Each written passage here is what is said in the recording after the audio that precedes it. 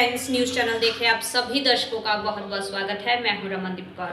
इस वक्त की बड़ी खबर आ रही है प्रयागराज से। क्या है पूरा मामला, देखने के लिए बने रहिए हमारे साथ। संगम नगरी प्रयागराज, जहां शहर पश्चिमी से कांग्रेस ने तस्लीमुद्दीन को प्रत्याशी बनाया, तो उन्होंने राम मंदिर के मुद्दे पे क्या कुछ कहा है और साथ ही एनआरसी सीए को लेकर उनका क्या कुछ कहना था और बेरोजगारी के मुद्दे पर किस तरह से उन्होंने सरकार को घेरा है, क्या कुछ कहा है, आइए सुनाते हैं आपको। सरकार तो कह रही हमने राम मंदिर भी बनवाया, उस पर क्या कहें? राम मंदिर तो उन्होंने नहीं बना, राम मंदिर कोर्ट ने बनवाया। राम मंदिर में उनका क्या श्रेय है? कोर्ट ने देखा कि ये फैसला इस वक्त आना है, चलता तो रहा हजारों वर्ष से, लेकिन कोर्ट के सामने जब सारी नज़ीरें पेश हुई तो कोर्ट ने उसको फैसला दिया। सरकार ये भी दावा कर रही है अपने भाषणों में जगह जगह कि हमने हमारे 5 साल के कार्यकाल में कोई सांप्रदायिक दंगे और धार्मिक दंगे नहीं हुए। सारे दंगा कहाँ होता? दंगा तो कुछ सोची साजिश, कभी भी दंगा हुआ तो उसमें सोच करके लोग दंगा कराते, दंगा कोई होता नहीं है। दंगा तो कुछ लोग दंगाई होते हैं, बाकी सभी लोग सराफा से, चाहे हिंदू मुस्लिम सिख ईसाई, सब आपस में भाई भाई हैं। आज हजारों बरस से यहाँ लोग रह रहे हैं, तो उसमें कभी ये सब नहीं था कि ये दंगा करा रहे हैं या ऐसी कोई सोच, ऐसा नहीं होता। एनआरसी का भी मुद्दा अहम रहा है। इस बार चुनाव में किसकी भूमिका रहेगी? बीजेपी को कितना फायदा भाई, सीए एनआरसी से केवल मुसलमान नहीं बल्कि हमारे हिंदू सिख ईसाई सभी लोगों को ये मुद्दा सबके साथ जुड़ा था। लोगों ने उस पर कोशिश की, सभी लोगों ने कहा कि यह कानून बिल्कुल गलत है और इसको सरकार को वापस लेना चाहिए। कृषि कानून लाए थे, बीजेपी ने वापस ले लिया, क्या कहेंगे उस पर? यह कहना है कि किसान तो आत्महत्याएं कर रहा है, किसान बिल्कुल परेशान है, बेरोजगारी हो गई है, कुछ बचा नहीं, जो कुछ है वो बिकता चला जाए। इलाहाबाद के सारे ऑफिस लखनऊ ट्रांसफ़र हो गए, कोई आवाज़ नहीं करने वाला है, कोई बोल नहीं रहा है कि ऑफिस कहाँ थे। जिस इलाहाबाद की पहचान, गंगा जमुनी की पहचान इसी इलाहाबाद की थी, ऑफिसों से जो कार्यालय पूरे प्रदेश के लोग यहाँ आते रहे, लोगों का व्यापार चलता रहा, लोग खुश रहा करते रहे। आज तो सब कुछ बिकता चला जा, सब प्राइवेट होता, नौकरी ख़त्म हो गई, युवा परेशान है, महिलाएं परेशान है, बेरोजगारी उतनी हो गई है, व्यापार टूट चुका है, नौकरी ख़त्म हो चुकी है और सब प्राइवेट होता जा रहा है। तो सवाल ये कहने का है कि आज ये तो मैं समझता हूँ कि ये सरकार पूंजीपतियों की, गरीबों से कोई सरकार का कोई मतलब नहीं है। तो गरीब परेशान है, गरीब तो मैं समझता हूँ कि ऊपर वाले के सहारे अब जी रहा है, बस उसके पास अपना कोई रोजी रोजगार बिल्कुल नहीं बचा हुआ है। अब तो मैं कहता हूँ आम जनता से कि बचाइए अपने को। संगम नगरी प्रयागराज, जहां कर्नाटका में हिजाब को लेकर हो रहे विवाद की अब आग उत्तर प्रदेश के प्रयागराज भी पहुंची है, जहां उत्तर प्रदेश के प्रयागराज क्षेत्र के अटाला इलाके में मुस्लिम समुदाय की महिलाओं और लड़कियों ने सड़क पर उतरकर इसका विरोध किया है और उनका कहना था कि हिजाब हमारे राइट्स में, हम पहने ना पहने इस पर आपत्ति करने वाला कोई क्यों कर सकता है। और जिस तरह से स्कूल में लड़कियों को हिजाब के लिए रोका गया, उस पर भी उन्होंने विरोध जताया है और क्या कुछ कहा है यहाँ पर प्रदर्शन के दौरान महिलाओं और लड़कियों ने, आइए सुनाते हैं आपको। कर्नाटका में पिछले 15 से 20 दिन से लगातार चल रहा है हिजाब पे बैन, हिजाब पे लड़कियों को बैन किया जा रहा है, उनको क्लास में घुसने नहीं दिया जा रहा था। अब अगर उनको घुसने की परमिशन दी भी जा रही है तो उनको लिए अलग से क्लास में, और उसके काउंटर में जो वहाँ पे आरएसएस के लड़कों द्वारा हवा मफलर डाल करके उनके ऊपर अटैक हो रहा है। कल का जैसे केस हुआ था, तो मुस्कान के ऊपर एक साथ 50 से 60 लड़के उसके ऊपर जय श्री राम करके नारे लगाते हुए उसके ऊपर अटैक करते हैं, उसको क्लास में जाने नहीं देते। हम आज उन कर्नाटका की सभी लड़कियों के सॉलिडेरिटी में खड़े हैं, यहाँ इलाहाबाद की सारी मुस्लिम लड़कियाँ, कि हमारे हिजाब में, हमारे पर्दे पे कोई अटैक नहीं कर सकता है। ये हमारी आइडेंटिटी का हिस्सा है और इसको हमसे कोई अलग नहीं कर सकता है। और हमारा हिजाब ही हमारी ताकत है, इसको हमारा ऑपरेशन ना बताया जाए कि हम इससे दबाए हुए हैं, कुछ नहीं हुए हैं। हम हिजाब में भी रह करके सारी दुनिया फतह करना जानते हैं। चुनाव का माहौल चल रहा है, तो वोट बैंक के लिए सब कुछ किया जा रहा है। चुनाव का माहौल चल रहा है, इसी बात का, इस चुनाव के नाम से लेकर के हर बार, जब चुनाव का वक्त आता है या ऐसे भी साल भर हिंसाएं तो चलती ही रहती है, साल भर हमारी आइडेंटिटी पे अटैक होता रहता है किसी न किसी तरह से। तो ये चुनाव का नाम लेकर के आप इस चीज़ को चुनाव और बीजेपी या किसी और दल के बीच में बंटवारा नहीं कीजिए। ये सीधा सीधा हम मुस्लिम लड़कियों के ऊपर अटैक है जो आरएसएस के द्वारा किया जा रहा है और जिसका हम पूरी तरह से विरोध करते हैं। बीजेपी में मुसलमानों के खिलाफ है, जय श्री राम के नारे लगवाती है, हिंसा करवाती है। हम बीजेपी के खिलाफ यहाँ नहीं खड़े हुए, हम यहाँ उस सोच के खिलाफ खड़े हुए जो हमें हमारे हिजाब करने से रोकती है, हमें हमारा पर्दा करने से रोकती है। हम यहाँ पे किसी पार्टी के यहाँ विरोध में नहीं खड़े और ना ही किसी पार्टी के समर्थन में खड़े हैं। हम यहाँ अपनी आइडेंटिटी की लड़ाई लड़ने आए हैं कि हम पर्दे में रह करके, हिजाब में रह करके भी दुनिया में हर काम कर सकते हैं, हमें कोई रोक नहीं सकता और ना ही हमारा पर्दा या हमारा हिजाब हमारी रुकावट कभी नहीं बनता है। नाम बता दीजिए। सारा हम लोगों का प्रोटेक्ट है हिजाब के लिए कि हम लोगों को अलाउ किया जाए कॉलेजेस में हिजाब पहनने को। हमें कॉन्स्टिट्यूशन भी, इंडियन कॉन्स्टिट्यूशन से राइट है कि हम अपने रिलीजन को चूज़ कर सकते हैं। जो भी कोई रिलीजन चूज़ करेगा तो वो उसे फॉलो करेगा, उसके कल्चर्स, उसके कस्टम्स को फॉलो करेगा। अगर मुस्लिम रिलीजन में कस्टम है कि हमें अपने आप को ढक के रखना है, हमें हिजाब में रहना है, तो हम अपने आप को इससे बिल्कुल भी दूर नहीं रखेंगे। और जब हमें इंडियन कॉन्स्टिट्यूशन ने राइट दे दिया है तो ये नॉर्मल पब्लिक हमें इस चीज़ से रोक नहीं सकती है। अब बचपन से स्कूल में हमें मॉरल एजुकेशन में यही सिखाया गया है कि हमें दूसरों के धर्म की रिस्पेक्ट करनी चाहिए, हमें एक दूसरे के कल्चर को समझना चाहिए, रिस्पेक्ट करना चाहिए। तो फिर कुछ लड़के जो कि कॉलेज में ही हैं, जो कि एजुकेशन अभी ले रहे हैं, तो उन्हें ये सारी बातें कौन सिखा रहा है? उन्हें ये सब डिवाइड एंड रूल पॉलिसी कौन सिखा रहा है? उन्हें ये सब करने को कौन कहता है कि तुम जा कर के अपने ही कॉलेज, अपने ही फ्रेंड्स, अपने ही जो आपके साथियां हैं उनके खिलाफ ये सब जाकर करें? उन्हें कौन ट्रेन कर रहा है? टीचर्स, हमने जो मॉरल एजुकेशन में क्लास 1 से पढ़ा वो तो यही सिखाता है ना कि आप जो है दूसरों के रिलीजन की रिस्पेक्ट करें, उन्हें फॉलो करें, हमें एक दूसरे में बैलेंस बना कर रखना चाहिए, पीसफुल रहना चाहिए। तो अब कौन से ऐसे प्रोफेसर्स और टीचर्स हैं जो इन बच्चों को ट्रेनिंग दे रहे हैं कि आप जय श्री राम का नारा लगाएं और एक लड़की जो कॉलेज जा रही है आप उसके सामने झुंड में खड़े हो जाएं? ये कहाँ का रूल है और ये कौन से प्रोफेसर्स और टीचर्स गाइड कर रहे हैं? मेरा नाम रिश्ता बानो है। ये कभी टारगेट किया जा रहा है हिजाब पहन के नहीं आए तो ये कहाँ का रूल है? हम हिजाब पहन के आए या ना आए, ये क्यों ऐसा होता है? ये हमारा हक है। हाँ, ये हम इसको अपना हक हासिल करने आए हैं। यहाँ किसी के साथ नाइंसाफी नहीं होने देंगे। कौन ये लोग जो बीजेपी के लोग हैं जो करवा रहे हैं या कोई और है? अब ये कौन करवा रहा है, कौन नहीं करवा रहा है, ये आप लोग जानिए ना। ये हमारा काम तो है नहीं ना जानने का। मगर जो वहाँ बेटियाँ पढ़ने जाती हैं तो उनको क्यों टारगेट किया जाता है कि बेटी हिजाब पे नहीं आए, ऐसा ही आए? क्यों हमारी बेटियाँ पढ़ना नहीं जानती? हम अपने बेटियों को पढ़ाना नहीं चाहते? उनको हम जो है डॉक्टर और इंजीनियर बनाएंगे नहीं क्या? उनको खाली नौकरानी या चूल्हा चक्की के बहुएं बन के रह जाएंगी?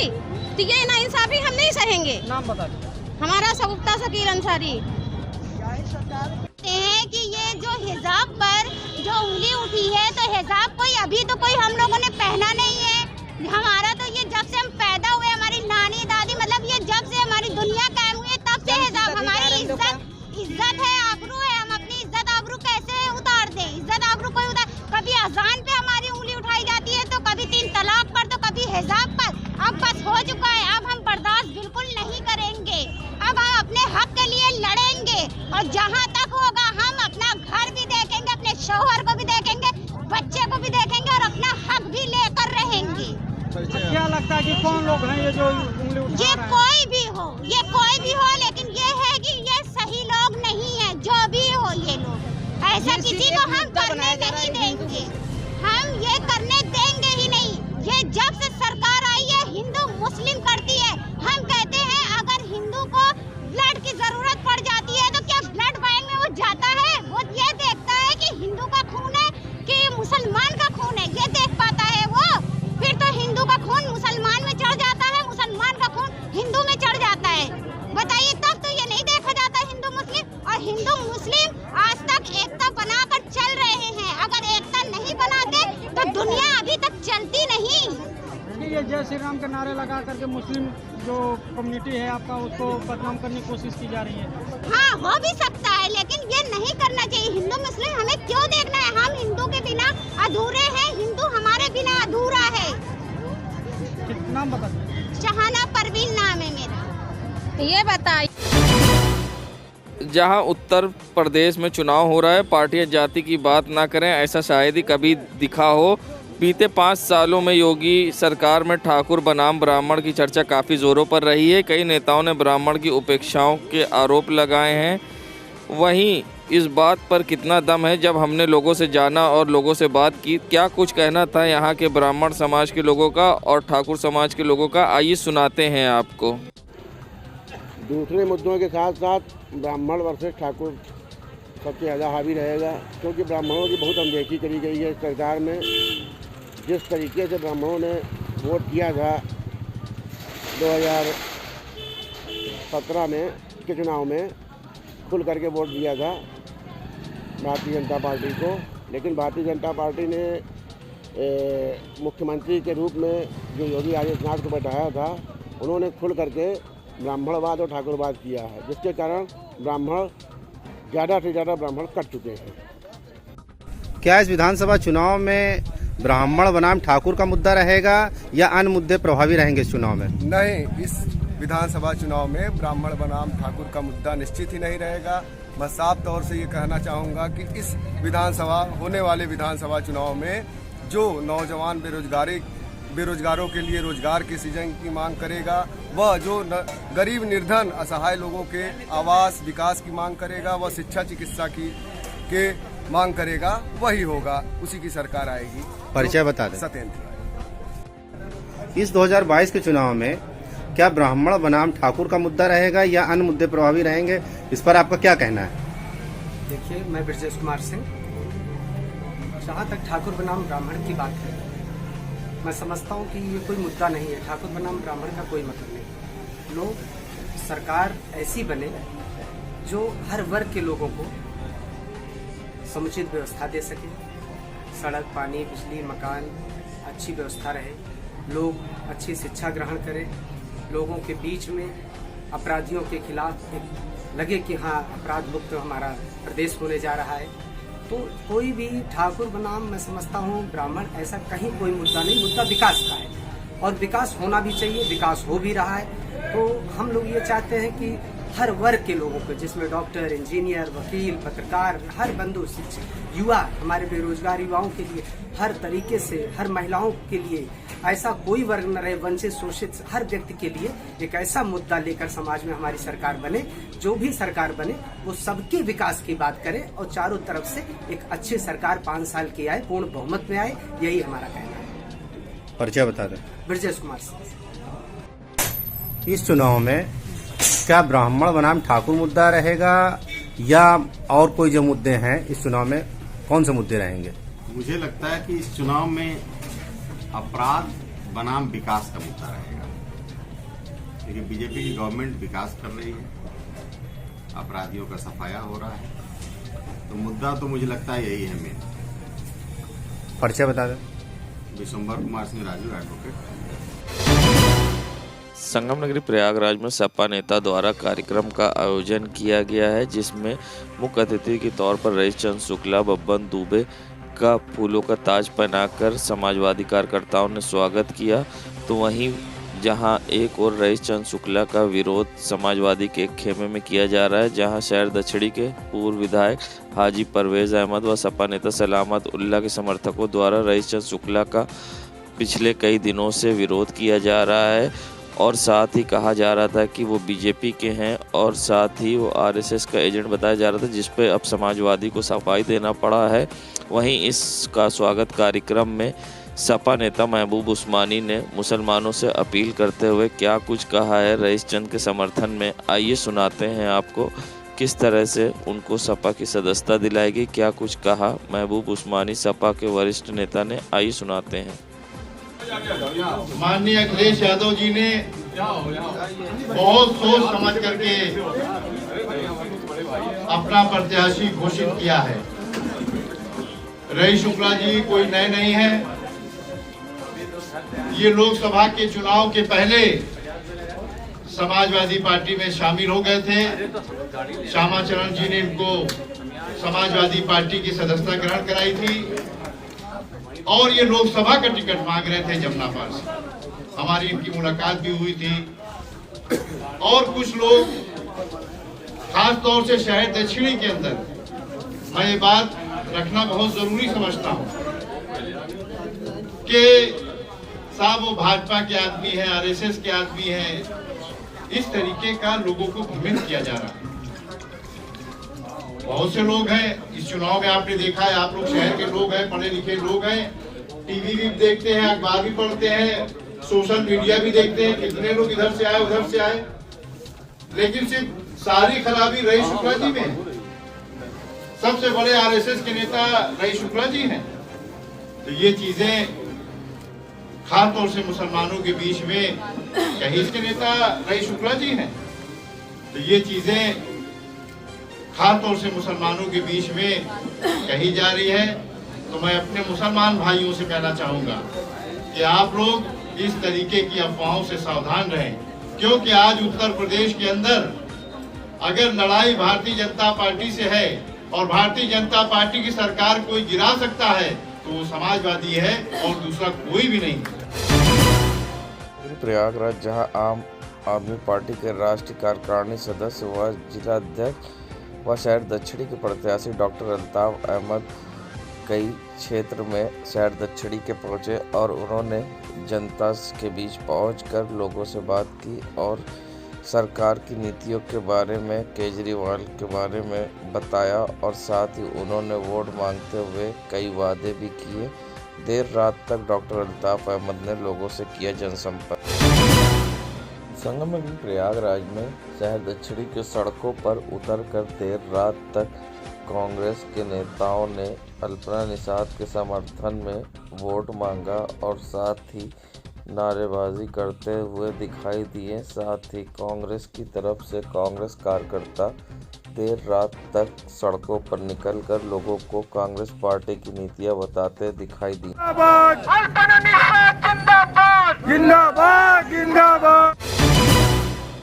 जहां सारी चर्चाओं पर विराम लगाते हुए बीजेपी ने एक बार फिर हर्षवर्धन वाजपेयी को शहर उत्तरी से प्रत्याशी बनाया है, जिसके बाद हर्षवर्धन वाजपेयी आज शहर के गली मोहल्लों में निकलकर संपर्क किया। साथ ही हर्षवर्धन वाजपेयी ने आज जॉर्ज टाउन क्षेत्र में पहुंचकर सागर पेशा मोहल्ले में जाकर उनकी समस्याएं सुनी और उनसे वादा किया कि जब तक वो विधायक रहेंगे कोई बिल्डर उनको वहां से हटा नहीं सकेगा। लोगों ने विधायक का किया स्वागत। संगम नगरी प्रयागराज में एक वीडियो सोशल मीडिया पर तेजी से वायरल हो रहा है, जहां बताया जा रहा है कॉलविन अस्पताल में मरीज और अस्पताल के स्टाफ में हंगामा देखने को मिला। जहां ये हंगामा उस समय जब सुबह से लाइन में लगे लोगों ने डॉक्टर का समय आने पर कारण पूछा तो वहां पर स्टाफ भड़क गया और वह कहा कि गुंडागर्दी नहीं चलेगी। पूरा मामला ये था कि सुबह ही से ही लोग डॉक्टर को दिखाने के लिए लंबी लाइन में लगे थे, लेकिन डॉक्टरों के आने के समय निर्धारित नहीं था और डॉक्टर की कुर्सी खाली पड़ी थी। तभी घंटे भर लाइन में लगे लोगों ने जब डॉक्टर ना आने का कारण पूछा गया तो वहाँ का स्टाफ भड़क गया और कहा कि यहाँ गुंडागर्दी नहीं चलेगी। यहाँ घंटों चलता रहा। लोगों का ये आरोप है कि सुबह से ही वे लाइन में लगे रहे। डॉक्टर साहब आने का कोई समय निर्धारित नहीं था और ना ही कोई स्टाफ था। लोग बता पा रहे थे कि डॉक्टर साहब कब आएंगे। 9:30 की टाइमिंग है। ये भाई साहब कह रहे 9:30 की टाइमिंग है यहाँ पे और ये कह रहे डॉक्टर साहब छुट्टी पे, ये आयुर्वेद वाले हैं यहाँ पे। कैसे बोल रहे तुम? हम भी लाइन में लगे हुए हैं। बदतमीजी हमसे ना करो तुम, बिल्कुल मत करो, नहीं तो 2 सेकंड लगेगा। 2 सेकंड बुलाओ जिसको बुलाना, समझे कि नहीं? गुंडाई मत करने, गुंडाई की बात नहीं कर रहे हैं। लाइन में लगे हो, लिखो चाहे ना लिखो यार, समझे कि नहीं? नौटंकी दिखाने आते हैं, नौटंकी दिखाने नहीं आते। यहाँ 8:30 बजे लाइन में लगा हुआ है आदमी। आधार कहाँ का है तुम्हारा? हमारा आधार यहीं का, हम बहादुरगंज में रहते हैं। और वो ये गुंडाई मत करो, गुंडाई नहीं। ये भाई साहब कितने बजे आए आप? 8:20 पे आए हैं ये। और थोड़ा मोबाइल निकालिए, टाइमिंग दिखाइए तो कितने बजे हैं, निकालिए दिखाइए भाई, कोई टाइमिंग दिखाइए तो। 8 बजे 8:15 बंदा आया है, दिखाओ टाइमिंग, दिखाओ क्या टाइम हुआ। 9:13 हो गए और यहाँ पे अभी तक कोई भी नहीं आया है। ये तो है डॉक्टरों का। प्रयागराज में शहर दक्षिणी मंत्री रणदीप जनसंपर्क के दौरान निकले तो वहीं उनके चाहने वालों ने ढोलक बजाने वालों को पैसे बांटे। आप वीडियो में देख सकते हैं किस तरह से खुशी में उन्होंने पैसे बांटे और मंत्री नंदी ने लोगों को विकास कार्यों के बारे में बताया और लोगों की समस्या को जाना। तो वहीं मंत्री नंदी का घरों में आरती उतार कर स्वागत किया गया और माथे पर तिलक लगाते हुए मंत्री नंदी का लोगों ने घरों में स्वागत किया और फूल माला पहनाते हुए मंत्री नंदी को शुभकामनाएं भी दी।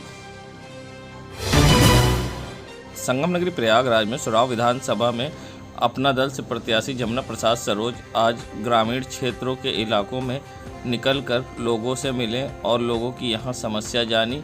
इससे पहले भी जमुना प्रसाद सरोज यहाँ से विधायक रहे हैं। उन्होंने किस तरह से कार्य कराए हैं वो जनता के बीच में जाकर वो अपनी सारे विकास कार्यों के बारे में बताते हुए सरकार की नई योजनाओं का लोगों को लाभ दिलाने का वादा भी किया है और लगातार लोगों की समस्या सुनते हुए उनकी समस्या का निदान कर रहे हैं। संगम नगरी प्रयागराज की सड़कों का नज़ारा है, जहां आप देख सकते हैं माल वाहन में टेंट का सामान लादे गाड़ी और किस तरह से लटक कर सफ़र कर रहे हैं यहाँ लोग। आप देख सकते हैं किस तरह से बड़ी दुर्घटना को दावत दे रहे हैं ये लोग गाड़ी पर लटक कर करते सवारी। मगर सबसे बड़ी बात कि यातायात ना पुलिस को परवाह है ना ही जिम्मेदारों को। इससे किसी समय बड़ी दुर्घटना हो सकती है और यहाँ आप गाड़ी पर देख रहे हैं किस तरह से दोनों लोग लटक कर सफ़र कर रहे हैं और गाड़ी तेज़ी में हवा भर रही है। संगम नगरी प्रयागराज विकास देखना है तो प्रयागराज आइए और वार्ड नंबर 71 का नज़ारा देखिए, जहां पर आप देख सकते हैं टूटी फूटी नालियां और गंदगी के अंबार किस तरह से लगे हैं। मगर जिम्मेदारों को परवाह नहीं, आज तक विकास के नाम पर किस तरह का विकास हुआ ये आप देख सकते हैं। ना ही यहाँ पर इंटरलॉकिंग है ना कुछ, और देख सकते हैं किस तरह से नालियाँ टूटी फूटी हाल में पड़ी है और गंदगी पिचपिचा रही है और दूसरी तरफ कोरोना का संक्रमण लोगों का खतरा सता रहा है। जिम्मेदार बने अनजान। संगम नगरी प्रयागराज की कोतवाली पुलिस को मिली बड़ी कामयाबी, जहां कोतवाली पुलिस ने चोरी के मामले में एक अभियुक्त को किया गिरफ्तार, जिसके पास से चोरी के सामान किए बरामद। बता दें प्रयागराज एसएसपी अजय कुमार द्वारा अपराधियों के खिलाफ चलाए जा रहे अभियान में एसपी सिटी दिनेश कुमार सिंह व सीओ फर्स्ट के निर्देशन पर कोतवाली थाना प्रभारी ने मुखबिर की सूचना पर अजय यादव को किया गिरफ्तार, जिसके पास से अवैध तमंचा, चोरी का सामान व कारतूस किए बरामद। अब पुलिस के खिलाफ विधिक कार्रवाई कर भेज रही जेल। संगम नगरी प्रयागराज की मुट्ठीगंज पुलिस को मिली बड़ी कामयाबी, जहां मुट्ठीगंज पुलिस ने चोरी के मामले में एक अभियुक्त को किया गिरफ्तार। चोरी के मोबाइल व अवैध बम किए बरामद। बता दें प्रयागराज एसएसपी अजय कुमार द्वारा अपराधियों के खिलाफ चलाए जा रहे अभियान में एसपी सिटी दिनेश कुमार सिंह व सीओ 3 के निर्देशन पर मुट्ठीगंज थाना प्रभारी ने मुखबिर की सूचना पर दानिश को किया गिरफ्तार, जिसके पास से चोरी के 6 मोबाइल व देसी बम भी किए बरामद। अब पुलिस इसके खिलाफ विस्फोटक अधिनियम व चोरी अधिनियम के तहत कार्रवाई कर भेज रही जेल। संगम नगरी प्रयागराज की कैंट पुलिस को मिली बड़ी कामयाबी, जहां कैंट पुलिस ने चोरी करने वाले मोटरसाइकिल हाईकोर्ट के पास से एक अभियुक्त को किया गिरफ्तार। बता दें प्रयागराज एसएसपी अजय कुमार द्वारा अपराधियों के खिलाफ चलाए जा रहे अभियान में एसपी सिटी दिनेश कुमार सिंह व सीओ 2 के निर्देशन पर कैंट थाना प्रभारी ने मुखबिर की सूचना पर अक्षेन को किया गिरफ्तार। चोरी की एक मोटरसाइकिल की बरामद। अब पुलिस के खिलाफ विधिक कार्रवाई कर भेज रही जेल। देश दुनिया की खबरों के लिए world media times news channel को सब्सक्राइब करें।